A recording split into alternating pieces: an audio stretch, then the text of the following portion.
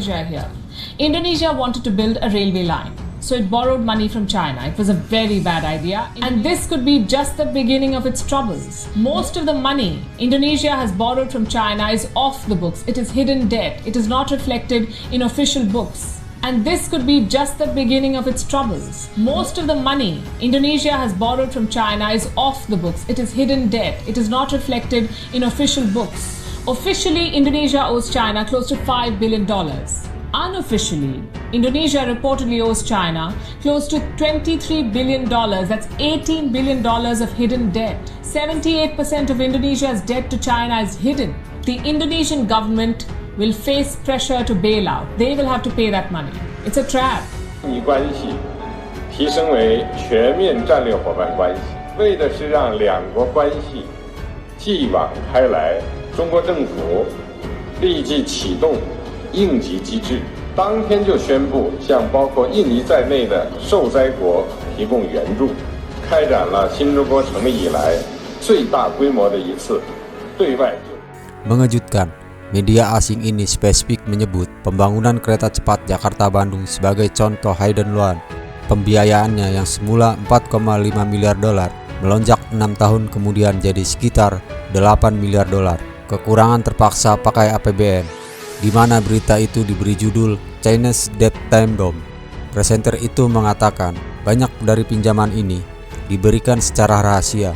Mereka menyebutnya pinjaman tersembunyi dari Cina dan menguras keuangan para peminjamnya. Dan jika ekonomi Cina kolaps, negara-negara ini menderita. Dan ini hanyalah bagian dari masalah lainnya. Pinjaman tersembunyi melukai semua negara ini. Saya berikan contoh Indonesia. Indonesia akan membangun kereta api cepat dengan meminjam uang dari Cina, ide yang sangat buruk. Indonesia sedang belajar dengan susah payah dengan meminjam 4,5 miliar US dollar untuk jalur kereta ini. Proyek dimulai dari tahun 2015, 6 tahun kemudian biayanya melonjak menjadi 8 miliar US dollar lebih. Dari 4,5 ke 8 miliar, hampir 2 kali lipat dari yang kesepakatan awal. Lalu apa yang dapat dilakukan? Anda tak bisa menghentikan proyek di tengah jalan. Jadi, Indonesia merogoh APBN untuk membiayai jalur kereta tersebut. Dan ini bisa jadi awal masalah. Sebagian besar pinjaman Indonesia dari Cina di luar pembukuan.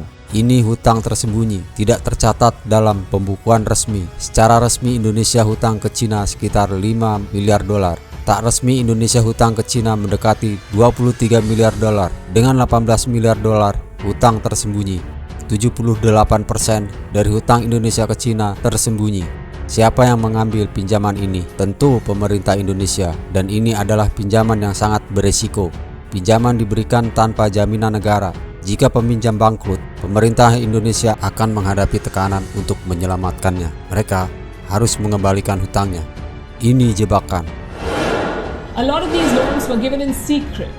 We're calling them China's hidden loans. And they're burning a hole in the pockets of the borrowers. If China's economy collapses, these countries will all suffer. And that's just part of the problem. Hidden debt hurts all of these countries. Let me give you the example of Indonesia here. Indonesia wanted to build a railway line, so it borrowed money from China. It was a very bad idea. Indonesia is learning the hard way. It took $4.5 billion from China for this railway line. The project was launched in 2015. 6 years later, the cost of the project has shot up to well over $8 billion, from $4.5 to $8 billion, almost double of what was initially agreed. Now, what do?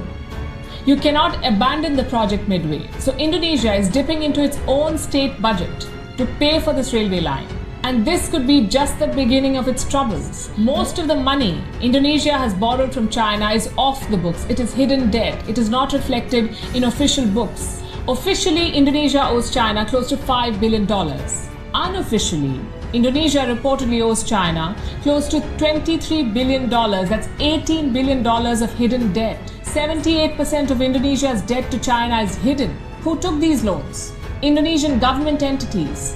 And these are very risky borrowings. The loans were given without sovereign guarantees, meaning if the borrowers go bankrupt, the Indonesian government will face pressure to bail out. They will have to pay that money. It's a trap.